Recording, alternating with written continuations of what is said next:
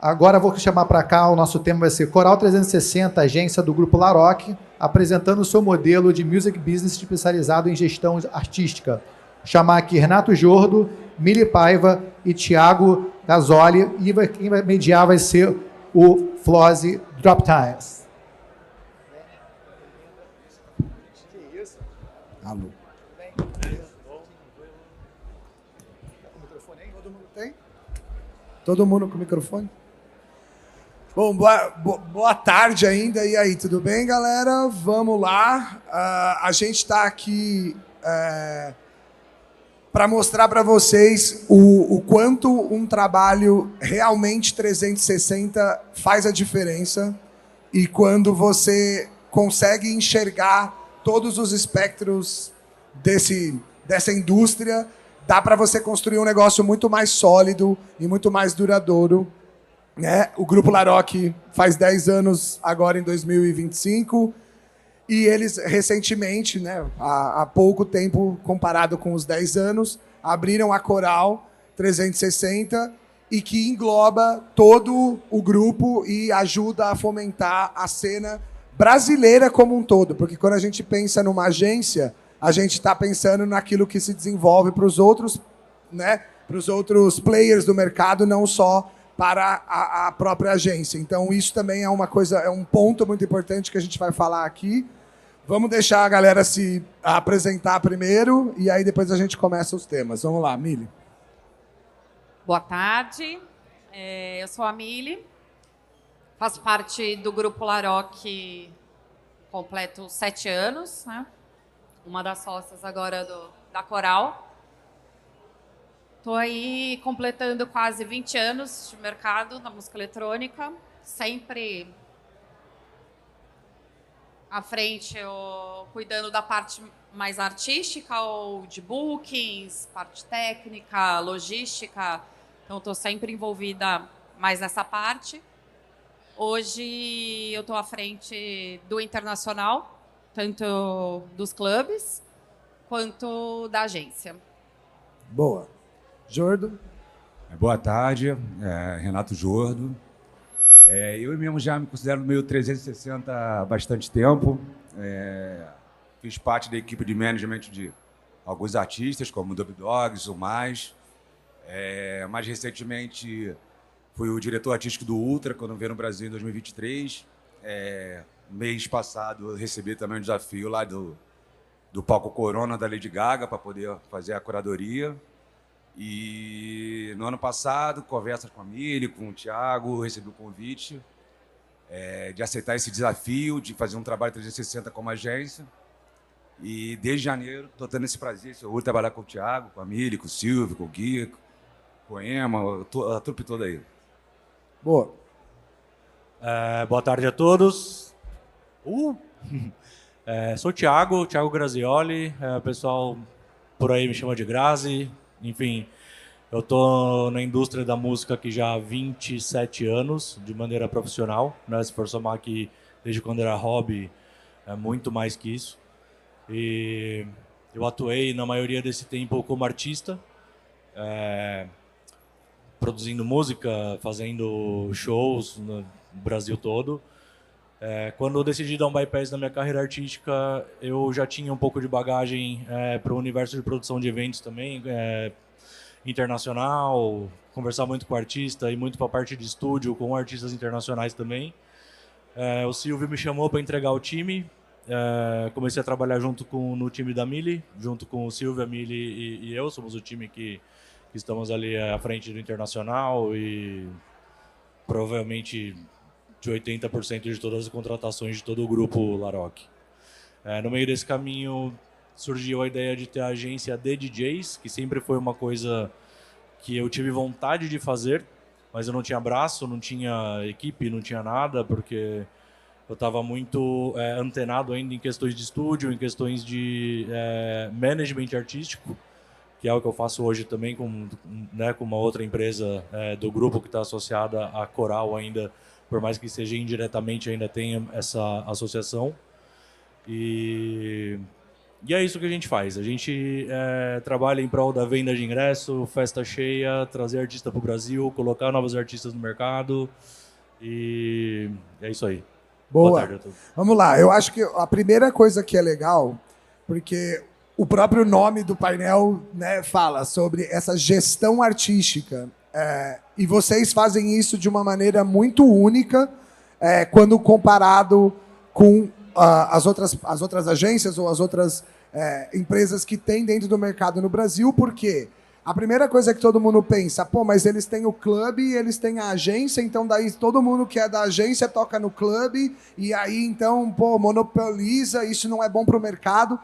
Vamos aqui explicitar, e aí eu quero que vocês tragam esses exemplos, esses argumentos, o quanto, na verdade, é o oposto disso, né? O quanto trazer o artista internacional, quando a Mili vai lá, escolhe o artista internacional, e aí o Jordo tenta trazer e fala, não, vamos buscar no Green Valley, vamos buscar no Rio de Janeiro, vamos buscar em BH. Então, isso movimenta a cena eletrônica brasileira, né? Isso não é só beleza, vocês estão fazendo isso porque é uma agência que quer ganhar dinheiro. Não, tudo isso faz parte, mas isso tem um propósito maior além disso, né? E aí isso inclui todo o casting do nacional com o qual vocês já trabalham, que acaba sendo, né, impulsionado, de certa forma, junto com isso. Quando, Mili, você vai buscar esses artistas internacionais, como que vem isso na sua cabeça? Tipo, vamos escolher esse por causa disso? Ou como que você busca esses artistas? Ou como você olha para isso quando você está escolhendo para poder fazer as datas aqui? Então, isso é analisado, é estudado, olhando tanto para o mercado brasileiro quanto para o mercado lá fora. Então, assim, o que diferente, o que está acontecendo lá fora, o que a gente pode trazer de novidade aqui. Então, a gente está sempre em busca de novidades e o que já funciona aqui, obviamente, né, no mercado. Então, a gente está sempre de olho nessas duas coisas. Legal. E aí, joga para o Jordo, que olha para o resto do mercado e pensa, onde eu posso encaixar isso? Ou quais nacionais tem a ver? Qual é o artifício ali? O que você pensa na hora de fazer isso? Então, olhei para esse internacional, por que a gente vai pôr esse nacional? Como que você faz isso? Mais ou menos, posso até citar um exemplo que aconteceu.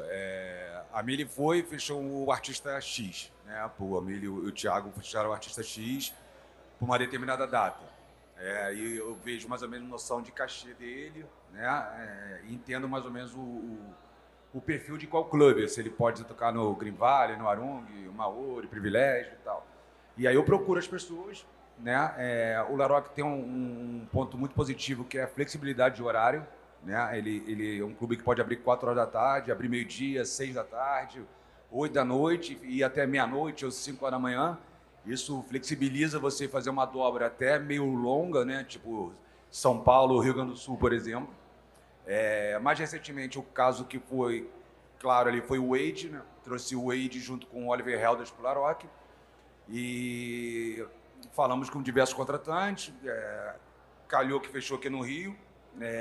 Então foi aquela coisa de saiu do palco do Laroque meia-noite, né? Saiu do palco meia-noite, pousou no Rio 2 da manhã, no palco já estava 3 da manhã. Então, assim, uma coisa que tentar viabilizar isso é um pouco mais um pouco até da Mili na questão de logística internacional, para entender se é jato, comercial, essas coisas todas. O meu é mais pesquisar em termos de contratantes, qual tem sentido e qual não tem sentido. No caso do Wade, acabou sendo Rio, mas no final tinha a proposta do Parque Arte, se não me engano, uma outra, acho que de Maringá, mas acabou por logística, foi Rio de Janeiro. E a questão dos nacionais que acompanham o artista nacional é uma coisa que fica muito Grazi. Ele pega o perfil do artista nacional, o perfil do artista internacional. No caso, pegando mais uma vez como exemplo o Wade, ele tinha o Fancy que já tinha lançado na gravadora do Wade, viu se estava disponível, porque às vezes ele já estava vendido para uma outra data, e acho que até melhor até o Grazi falar que ele foi, conversou com o Matheus Fancy que explicar a questão que ele ia abrir para o Wade, né? Fala aí, Grazi. Na verdade, isso aqui é um pouco... Tem que fazer sentido. E o sentido ele não é só comercial. Ele é musical, ele é psicológico, ele é físico, ele é geográfico. A gente tem que levar em consideração se o artista ele conversa com aquele outro artista para poder fazer parte de um conceito, porque assim é muito em prol da sequência do line. Então assim não adiantaria colocar, sei lá, uma Samara abrindo pro Carl Cox, entende? Tipo, são universos completamente diferentes. Então tem que fazer esse sentido. E esse sentido, obviamente, o primeiro lugar que a gente vai, a raiz disso é na música. Já lançou junto? Já, puta, ponto. Toca um som parecido? Outro ponto. Puta, tá disponível? Maravilhoso. Cara, a logística é coerente? Porra, então você vai. A logística não é coerente, o cara vai estar em Miami no dia, não tem como chegar aqui em 4 horas. Então, acabou. São várias coisas que vão sendo cruzadas em prol de fazer sentido essa venda, ela tá acontecendo junto, né? Esse casamento aí. E complementando, nesse caso do Wade que ele está falando, inclusive no Rio não foi nenhum artista da Coral que abriu, foi o Gabi. O Gabi que abriu pro Wade. Então, tipo, mostrando uma independência total de um setor com o outro. Era isso que eu ia falar. Porque, de novo, é o primeiro pensamento que as pessoas têm, porque ela tem a agência de booking, tem o clube, ou fazer os eventos, que é uma coisa, inclusive, que eu sempre, quando a gente conversa sobre esse assunto, eu sempre falo, isso nos Estados Unidos é proibido por lei. Então, a empresa que faz o booking não pode ser a empresa que faz a festa. E aí, aqui no Brasil, a gente tem essa flexibilidade, mas, ao mesmo tempo, você entra nesse lugar porque você perde a credibilidade do line-up, porque, então só tá tocando lá porque é da agência. Além disso, tem a parte de você conseguir fazer o gerenciamento da carreira dessas pessoas, porque isso também faz parte, né? Então, você colocar o cara no line. Então, o Profense Inc., tocado junto com o Wade, tem um peso e aquilo vai mudar ou vai fazer com que o management daquela carreira seja feita de uma outra forma. Então, isso também faz parte do job description do Grazioli, e vocês têm isso como veia também lá na Coral, certo? Com certeza, porque todas as pessoas que trabalham no grupo ali com a gente estão envolvidas com a música em alguma instância por muito tempo. A maioria veio ou de ser DJ ou de ser frequentador e sabe quando o negócio é de verdade e não é. E no final, se a gente for parar para pensar, isso vence qualquer esquema. O DJ que tocou por esquema X, ou por troca de data, ou por isso, ou por aquilo, isso vai chegar uma hora que não faz sentido. E no final, no longo prazo, na verdade, a hora que você coloca a cabeça no travesseiro, isso é o que faz valer a pena. A coerência artística do negócio.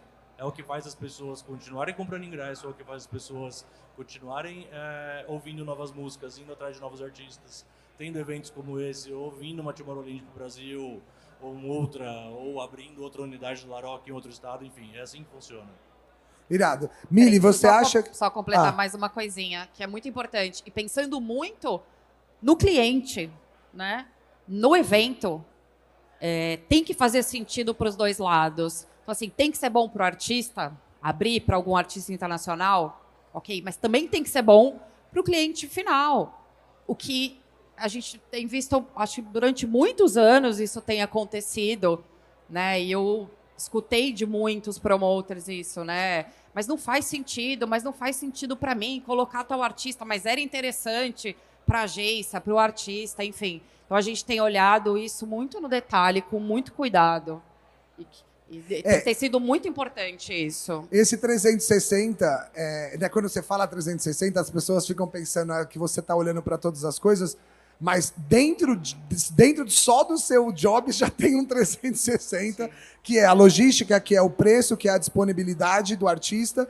Como é que você, hoje, né, numa posição tão importante que é o do Grupo Laroque, de trazer ou de galgar essas datas internacionais, como que você enxerga essas dificuldades, entendeu? De fazer todas essas ligações e daí, na hora que você termina todas essas, você tem que olhar para essas aqui, entendeu? Exato.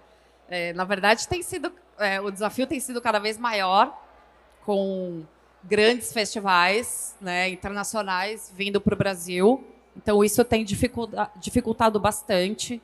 Não só isso, a gente lida com os grandes calendários internacionais, né? Chega verão europeu, junho, julho, agosto e comecinho de setembro fica dificílimo, né, trazer. Aí chega outubro, temos grandes festivais aqui que já bloqueiam os artistas alguns meses antes. Então, o nosso calendário tem sido cada vez com mais antecedência. Eu já estou trabalhando no calendário do carnaval do ano que vem, porque se você não sai na frente, se você não vai com antecedência hoje, você fica para trás, você não consegue mais data, não consegue mais artistas. Então, está sendo... Mas isso de correr um pouco mais na frente tem dado certo. E é o que tem dado mais resultado. Então, mesmo assim, o calendário de 2025 do Grupo Laroque veio agressivo, né? Vocês fizeram diversas aberturas e isso mostra, talvez, esse planejamento prévio.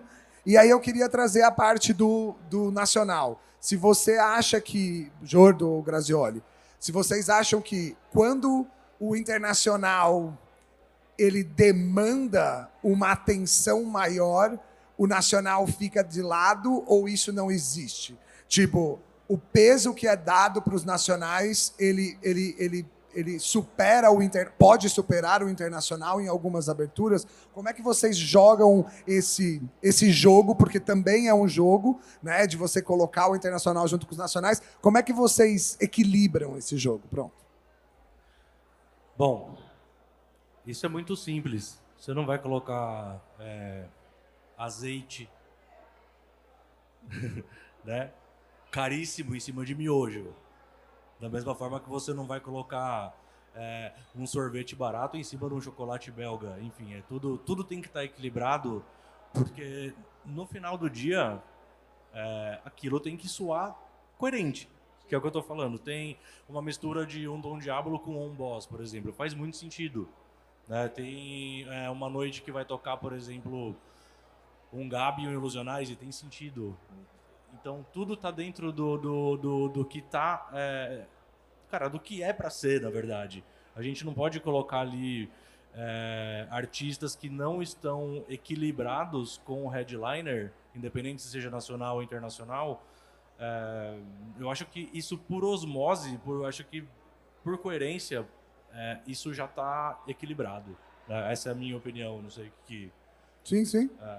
Não, legal. E aí, Jordo, você acha que, tipo, quando a Mili chega com essa proposta do internacional, e aí você olha para o mercado e você volta para ela, Mili, acho que não vai rolar, a gente vai ter que fazer um malabarismo aqui, ou eu não vou conseguir fazer essa dobra, ou ninguém está querendo interessar.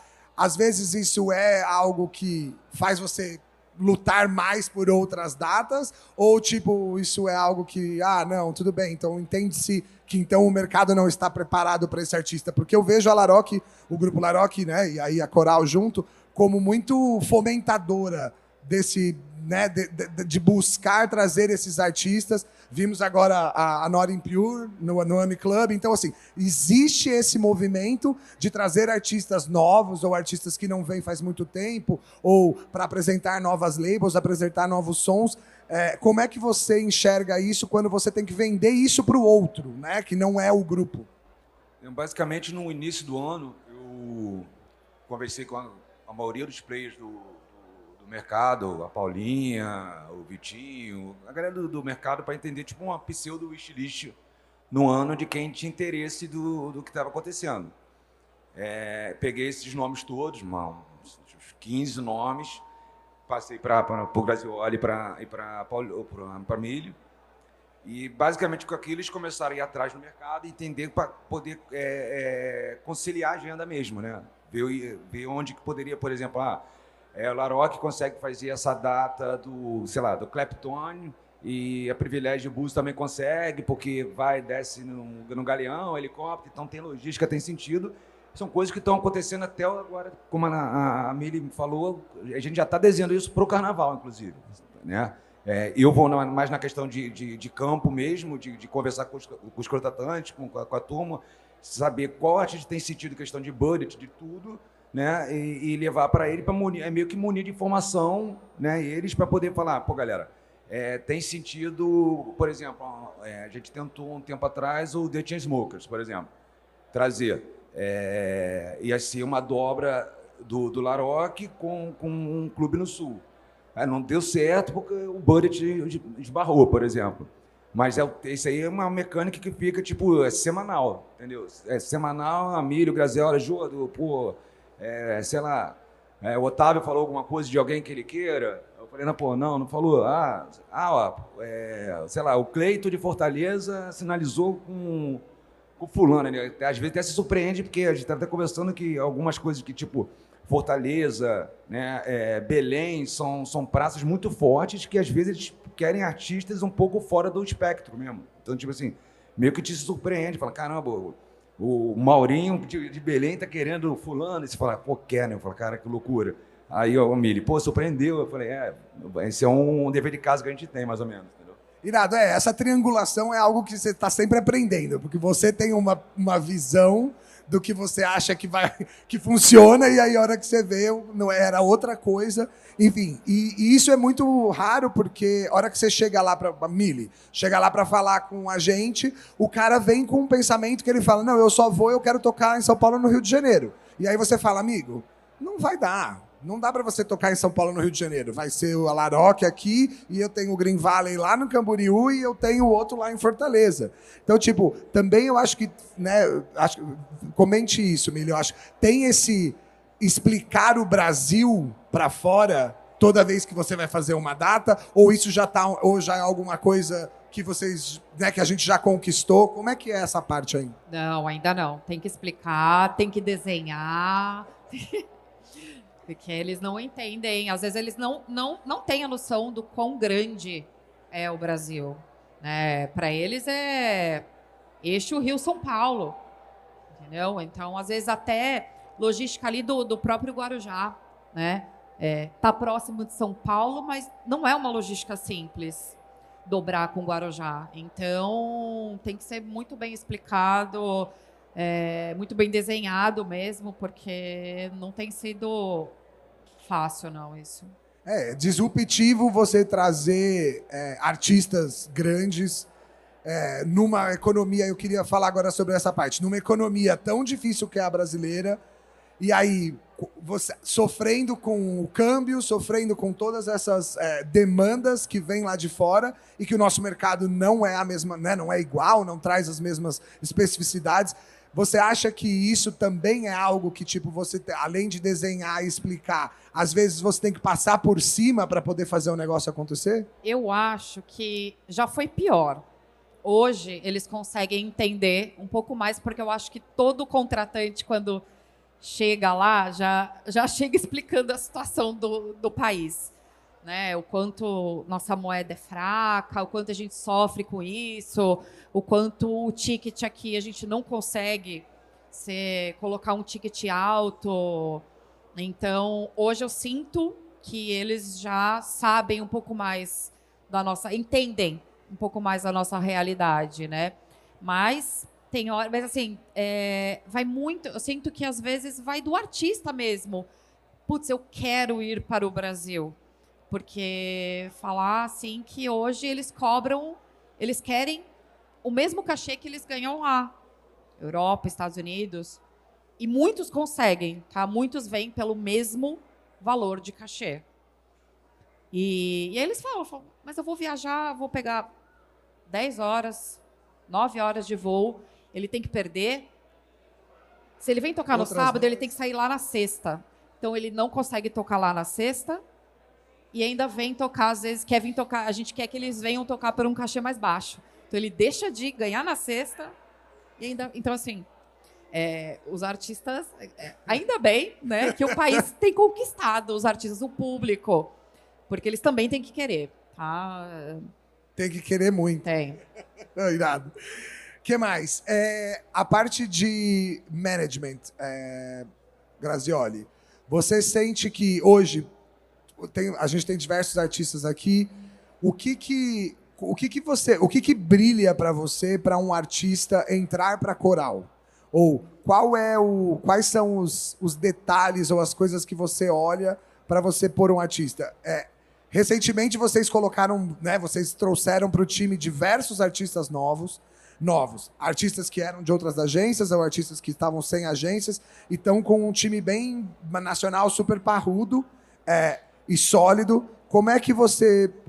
Quais são os itens que você olha para poder trazer essas pessoas? Tentarei não ser tão literal. Tentar não ser literal, boa. Cara, bom, em primeiro lugar, música, obviamente. E se o artista, ele tá... Se a gente consegue fazer algo pelo artista, né? Conseguimos fazer algo por esse artista? É a primeira pergunta. Todo dia chega artista novo lá, a Mili traz um, o Jordo traz 3, outro pessoal traz mais um tanto, ou um fulano veio tocar, a gente achou que é legal, só que assim, vamos pensar aqui para 2, 3, 5 anos, como que esse artista vai performar estando num casting, qual que é a expectativa desse artista em relação à agência, qual que é a expectativa do manager desse artista, se ele já tem um time de management ou não, e se a gente consegue entregar e ajudar o artista em si ou o time de management a desenvolver esse artista ao longo do tempo. Óbvio que é muito fácil chegar aqui e falar, você quer assinar o Alok amanhã? Claro que eu quero. O artista já está pronto. Sim. Né? Já está lá, eu vou mudar um fluxo ali no trabalho outro, ajustar um negócio que eu acho que poderia ser melhor e vamos seguir. Mas agora rabiscar um artista que está do zero para o meio e do meio que já foi e voltou para ir de novo, cara, a gente estuda muito e não é só questão de música ou de exposição, são vários atributos. Sim. Né? Atributo até que são coisas tipo humanas mesmo. Pô, esse cara, ele se porta bem, fala bem, ele é legal, ele é gente boa, ele vai ter capacidade de conseguir buscar collabs sozinho, ou se a gente colocar ele para fazer collab com outro X artista de uma agência, ou um gringo que vem para tocar aqui com a gente, como que vai ser o aproveitamento desse cara? Lógico, a gente vai muito pela experiência que a gente tem, também do feeling de olhar e falar, pô, esse cara performa bem, ele tem talento, produz bem, ou está cercado de profissionais ali no universo dele que é legal, ou se não tiver, pô, compensa colocar esses profissionais nesse universo dele, né? Pra falar, pô, as músicas do cara é muito legal, mas os timbres são uma merda. Pô, vamos colocar ele com um timbrador, vamos mandar fazer uma Master X, vamos atrás de uma gravadora Y. Vai compensar, o cara vai entregar de volta pra gente o tanto que a gente vai colocar ali. Sim. Depois que ele chegar lá, esse cara ele vai se manter vivo. São vários fatores, mas é complexo porque, ao mesmo tempo, você acredita... É como se a gente estivesse fazendo uma aposta, né? Não, trabalhar com artista e com eventos é igual comprar ações na B3. Né? Pode dar muito certo, como pode dar muito errado, mas daqui a um tempo vai mudar alguma coisa aqui e o negócio pode explodir, né? E aí, da mesma forma, vocês vêm fazendo uma curadoria dos gêneros da música eletrônica, e aí falo tanto com a parte dos artistas da Coral, quanto dos artistas internacionais, quanto das labels escolhidas para serem feitas as festas lá no Grupo Laroque. Isso, uma evolução nesses 10 anos, houve realmente uma abertura do espectro, né? Tanto para o Psytrance quanto para o Hard Techno, com o Verkpnit, enfim. Tem diversos desses novos movimentos musicais que vêm sendo trazendo, e aí eu quero trazer esse ponto. Talvez isso como a porta de entrada, né? Ou um lugar de visibilidade maior para que esses gêneros ganhem mais visibilidade. Tem essa parte? Vocês estão sentindo isso como demanda do público? Como é que é, Mili, para escolher isso, por exemplo? Não, foi, na verdade, como eu falei antes, de estar olhando para o mercado lá fora, né? Ver que lá isso estava numa crescente, né?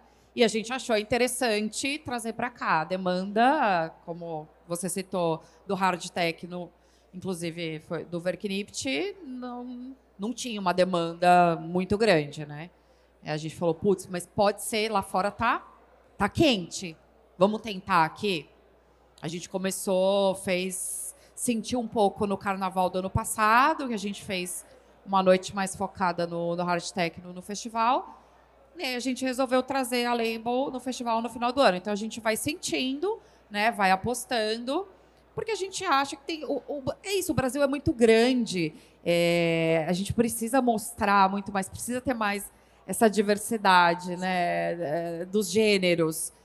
Senão fica muito no mesmo, sabe? Sim. Mas eu sinto ainda que o público brasileiro ainda tem uma barreira muito grande ainda. Meio quadrado querendo escutar as mesmas sempre coisas. as mesmas coisas. Nossa, e a gente tenta muito quebrar isso. A gente traz bastante novidade, a gente fica muito atrás disso, sabe? Para tentar puxar a fila de alguma forma. Irado. Bom, já faz mais de uma década, na verdade, que se você parar para analisar o histórico da parte comercial da indústria fonográfica no contexto geral, isso não só na dance music, os artistas eles acabam tendo um gênero para eles entrarem no mercado ou para eles se identificarem com alguma cena que está rolando ali. Só que assim, uma cena, o ciclo da cena, tirando o tech house, né, ele dura ali entre 5, 7, 8 anos e depois vem outra coisa. Só que, cara, tipo, toda vez que eu tô vendo artistas que criam um universo em volta deles, eu tô falando isso porque eu tava conversando com a Nora no sábado passado, e assim, a Nora é uma artista que não tem suporte de outros artistas, ninguém toca as músicas dela, ela não tá no palco principal da Tomorrowland, ela não toca no Ultra, ela não... Só que ela é uma das únicas artistas do mundo que tocam todo ano em todos os continentes, nas principais capitais do mundo. Então, existem maneiras de você trabalhar a sua carreira em vez de ficar só ali naquele nicho e a hora que você sobe ali em cima da montanha, você se segura lá e fala, daqui eu não vou descer, só que a montanha vai derrubar você. Trabalhar com gênero musical é isso. Se a gente voltar ali década de 70, 80 e 90... 70 e 80 não, mas 80 e 90, os artistas de dance music, né, música eletrônica, cada artista ele tinha assim, isso está na história do house e do techno, na verdade, cada artista ali tinha 5 projetos diferentes, porque eles gostavam de chartear músicas em rádio e tal. O cara fala, puta, ali em Chicago tem 15 artistas, não era 3 caras fazendo um negócio. Irado. Entende? Então, tipo, a gente ainda vive isso, só que hoje a comunicação, hoje não tem 3 caras fazendo, hoje tem, sei lá, 300 mil pessoas produzindo música no mundo. Entende? Até essa informação de expansão, de divulgação da música, de fazer a música chegar nas pessoas, para as pessoas consumirem aquilo, se identificarem e terem o interesse de comprar um ingresso e ir num evento, seja na Laroque ou em qualquer outro. Cara, essa ponte ela é maior que a Rio-Niterói. Sim, com certeza. E aí, dentro do grupo Laroque, a gente tem também a parte da gravadora, né, que é a AMI Records e as outras sublabels, que também fazem esse trabalho, né? Então, tipo, pegam essas... os fonogramas dos artistas e impulsionam eles, e não necessariamente os artistas são da coral ou já tocaram no Laroque, né? Então também tem aí esse movimento de desenvolvimento, né, do mercado com essa parte de né, de fonogramas. E como que vocês se colocam hoje nesse lugar? Eu sei que você está mais à frente, mas isso também tem respira com o restante do grupo, né, e com o resto das coisas que tem dentro do grupo Laroque. Explica um pouco mais para a galera. Bom, uma gravadora do grupo Laroque, ela é um braço que também precisa ter ali como o seu ecossistema saudável, ela precisa dar lucro de alguma forma. Para ela dar lucro de alguma forma, a gente precisa de boas músicas.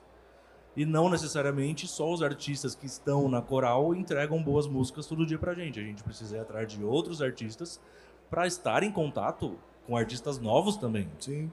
Para fazer com que essa cadeia, com que essa engrenagem ela esteja sempre girando, né? No final do dia, o nosso business ali é impulsionar a venda de ingresso, impulsionar a carreira, impulsionar fonograma, impulsionar obra, impulsionar booking, né? Sim.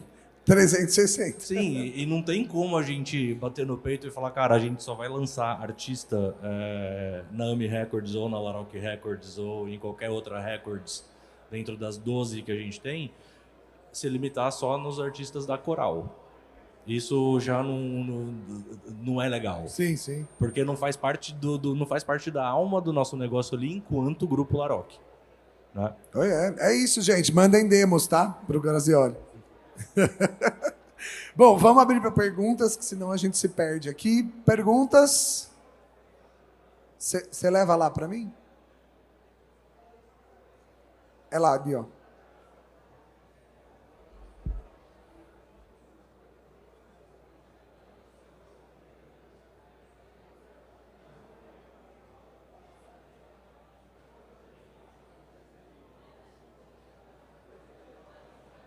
Foi?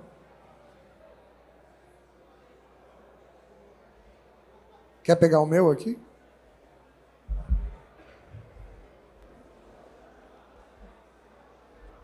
Salve, pessoal. Boa noite. Gostaria de saber de vocês, talvez não só uma pergunta, mas uma dica para os artistas que estão aqui. Quais são alguns dos pilares que possam sustentar a estratégia de alguns artistas que vocês estão agenciando ou que vocês fazem parte do projeto atualmente, baseado num artista que ou está em nível de ascensão ou num ponto onde ele está estruturando o próprio projeto? Tá. Bem-vindo à dúvida que eu tenho há 42 anos. Por sinal, eu tenho 42 anos. Cara, é o seguinte. Uma coisa, se ela não existisse, ninguém daqui estaria aqui, é música. Quando você tem uma música de qualidade, quando você tem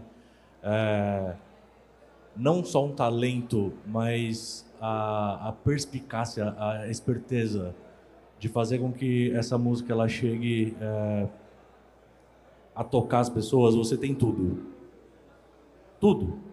Quando você tem uma música muito boa, os clubes vão atrás de você, as gravadoras vão atrás de você, outros artistas vão atrás de você, editoras vão atrás de você. O Ultra, Tomorrowland, a Laroque, o Jordo, eu, a Mili, o Flozzy, do site dele, todas as pessoas aqui. Quando a sua música é muito boa, todo mundo vai querer tirar um pouquinho dela de você, porque é isso que mantém. Esse é o ouro do nosso negócio. Então, assim, se você quer ser muito foda nessa indústria, seja um músico muito foda. Eu estou falando, seja um músico muito foda. Não é um DJ muito foda, não é um produtor muito foda. É um músico, é um cara que vai compor, é um cara que vai pegar o caderninho de música, ele vai compor com acorde suspenso, acorde invertido, ele vai fazer um empréstimo modal, ele vai ser criativo na música antes da música estar audível, entende? É a ideia da música. Quando a ideia da música é foda pra caralho, ela atravessa 500 anos. Tem músicas que são pré-história da gravação, tipo, principalmente música clássica, de quando não existia gravador, de quando não existia vinil, de quando não existia como executar uma música fora de um concerto, em um teatro, alguma coisa assim, alguma que não fosse música executada ao vivo, que a gente escuta até hoje. Né? Tem vários clássicos de música clássica. Enfim, essa é a única dica do fundo do coração que eu posso dar para um cara igual você. Porque não tem... Ou eu não tenho uma resposta muito objetiva. Eu posso virar para você e falar, cara, aposta no Instagram, investe em tráfego pago, ou compra uma música, sei lá, do Martin Verbeek, ou sei lá, ou lança na Spinning, ou lança na Afterlife, ou começa a namorar com alguém que vai te dar certa influência. Você não vai... não tem perenidade nisso. Ninguém vai te respeitar por artista enquanto isso. Você vai ser sempre aquele cara periférico no mercado, entende? Você não vai ser um cara essencial. Se você quer ser artista de verdade, você tem que ser essencial. Até depois de morto, você tem que ser essencial.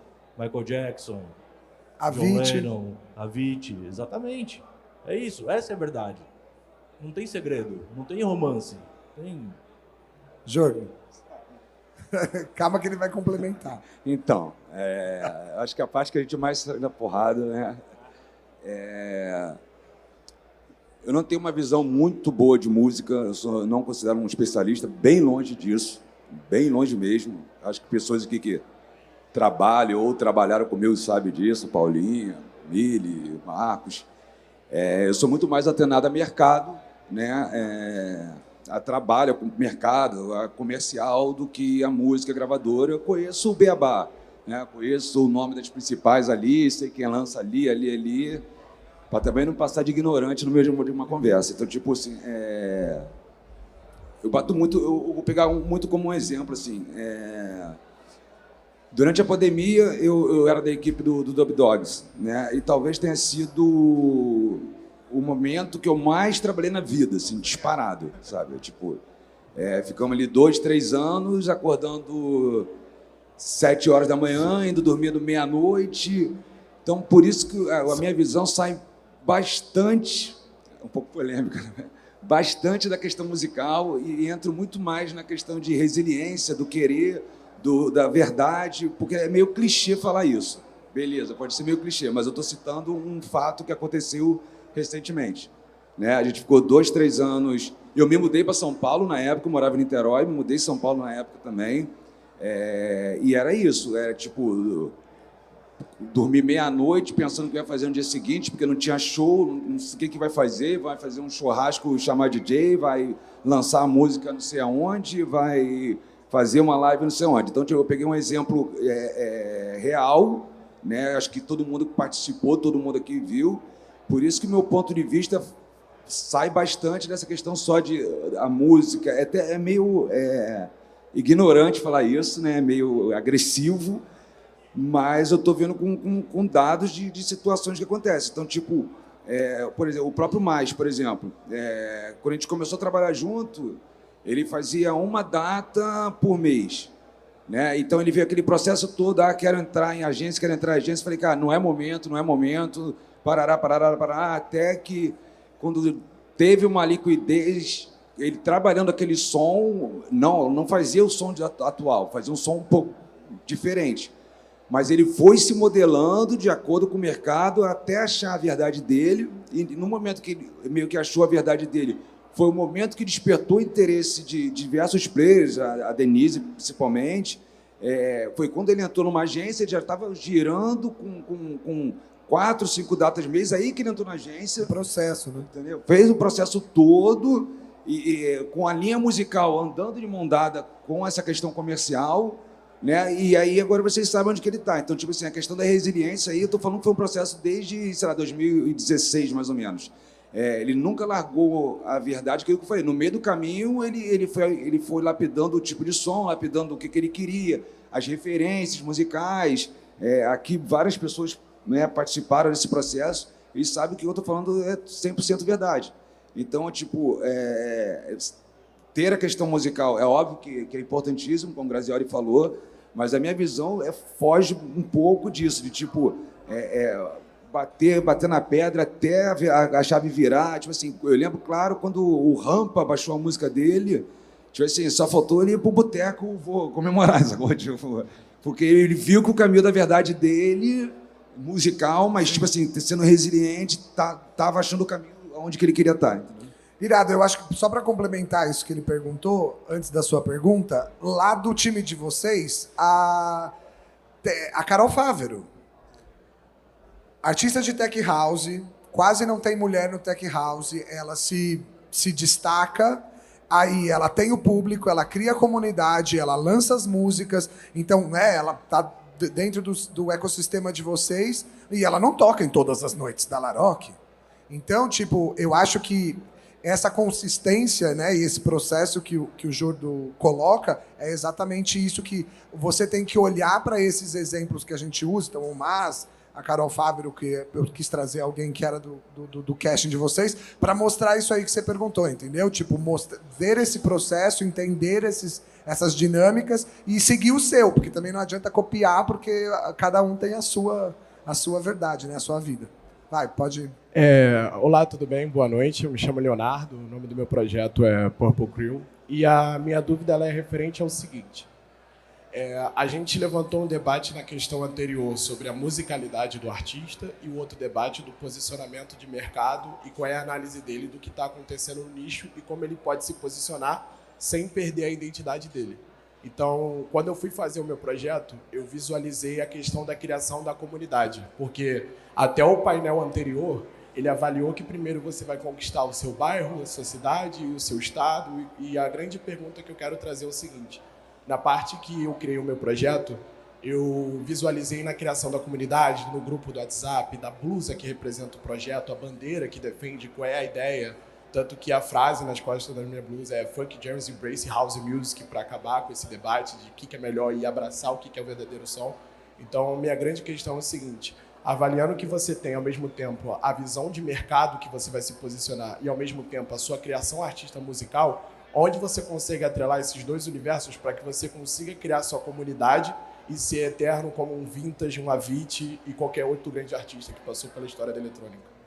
Tipo, qual é onde você acha a minha música ela pode se posicionar no mercado sem perder a minha verdade e aonde eu consigo me posicionar também na criação do movimento. É isso que eu, pelo menos na minha visão, eu tenho pensado que, tipo assim, eu preciso ter 1000 fiéis. Se eu tiver 1000 fiéis defendendo a minha ideia, eu consigo ter esse movimento. Então, na visão de vocês, como modelo business, qual é as melhores estratégias que um artista pode ter para a criação da comunidade dele e ter os seus fãs fiéis, que é esses caras que levam eles a tocar? Deixa eu começar, que eu acho que também tem a ver um pouco. O próprio Mais, eu acho que é um case disso, né? Ele é nascido aqui em São Conrado, é uma família de artistas, e ele é aquela figura genuína carioca, né? Acorda, fuma, vai pro surfar, volta, vai pro Maracanã, e isso aí foi uma tecla que eu sempre bati nele. Falei, cara, o produto carioca, tô pegando só como um exemplo, tá? O produto carioca é o produto, né, que mais exporta no mundo, né? Todo mundo, carnaval Rio de Janeiro, time de futebol Rio de Janeiro, televisão, então é o que mais exporta. Então eu falei, Tomás, cara, você tem a identidade que todo mundo queria ter. Então, eu acho que você não pode perder esse teu sentimento. Então, você tem que continuar, né, indo para uma linha musical que represente muito o seu Rio de Janeiro. Aí, pegando também outro dado, outro fato. A primeira live que ele fez foi na Pedra de São Conrado. Pedra de Arpoador. Foi no Pedra de Arpoador, porque é surf, a história toda, e a música dele seguia. Então, assim, o que mais acontecia com ele, ele voltava no grupo de WhatsApp e falava, caramba, o cara que surfa comigo ouviu minha música e se amarrou. Pô, nunca ia esperar, ele sempre ouviu o rap, por exemplo. Então, tipo assim, aquilo ali foi despertando interesse, foi despertando curiosidade, que era o maior ponto, né? O Dudu Prado também, que é um grande amigo dele, também trabalha no musical como manager, também é daqui de São Conrado, então, tipo assim, muito amigo e comum, então ele foi criando, foi de maneira muito orgânica mesmo, sem perder a identidade, e a música que as pessoas ouviam era ele ali, sacou? Era totalmente a verdade dele, isso desde que eu conheço ele, sei lá, 2016, né? E ele não perdeu, e a comunidade dele, comunidade mundial, e como eu falei, um produto exportador total. Grazi. Bom, tá alto esse microfone aqui. Eu gosto bastante do que o Jordo falou aqui, só que eu venho de uma experiência anterior. Quando eu comecei a tocar, em 98, eu não tinha onde tocar. Era um outro universo, não tem nada a ver com o que era hoje. Então eu comecei a fazer as minhas festas.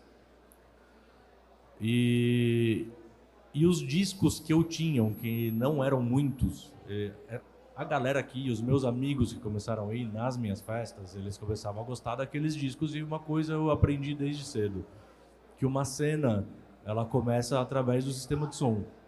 Eu comecei a pesquisar, fui atrás, fui ver livro, fui estudar, vou viajar para Amsterdã, sempre estou pesquisando isso, como que começou a cena reggae, como começou a cena metal, como que o rock da Califórnia prosperou, por que a cúmbia, né, em Buenos Aires aconteceu, o funk carioca aqui, né? É tudo através do sistema de som.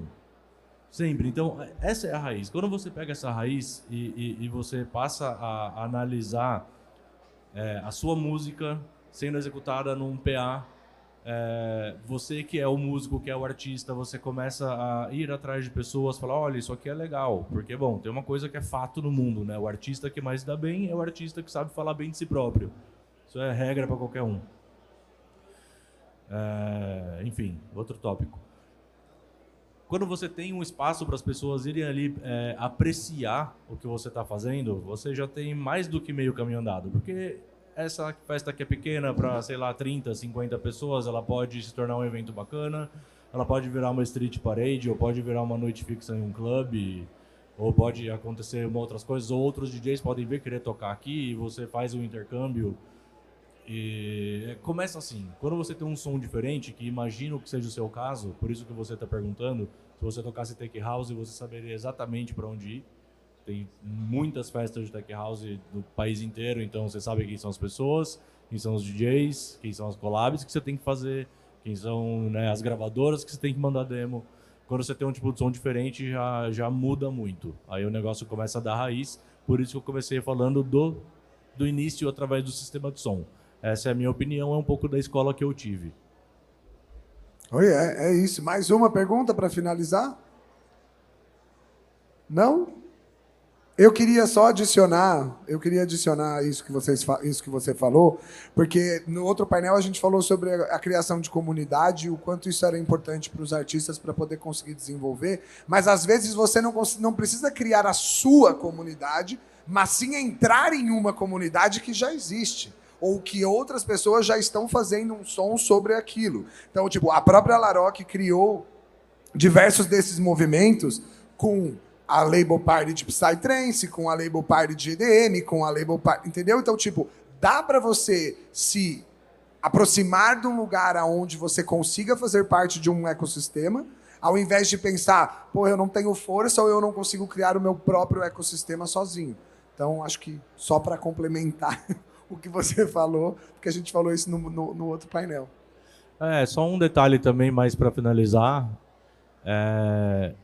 Todos os profissionais do universo da música têm que ficar muito atento em como as pessoas estão consumindo a música, como os músicos estão fazendo as músicas. Isso muda tudo. A música ela evolui através dos instrumentos, o consumo de música evolui através das tecnologias, né, das mídias. Hoje tudo digital, mas enfim, pode ser que daqui a 10 anos não exista Spotify, pode ser que seja consumido de outra maneira. Isso é o mais importante. Toda virada de mercado na indústria da música, ela sempre está associada a algum advento tecnológico e cultural, sempre. Isso é desde que existe gravação. O auge disso foi na década de 60, né? Woodstock ali, todas aquelas coisas, explosão do vinil, fita cassete nos anos 80, música extremamente comercial e produzida através de fórmulas matemáticas nos anos 90. E hoje, esse advento todo de streaming, etc., é assim, não tem o que fazer. Se ninguém gostar, vai ter que se acostumar, porque é assim. É isso, gente. Muito obrigado aqui. Lendas da música eletrônica, da nossa cena, Grazioli, Jordo e Mili, falando sobre o painel anterior. Mili, mulher, diretora da empresa, manda lá na porra toda. É isso aí, galera! Valeu! Pode deixar aí.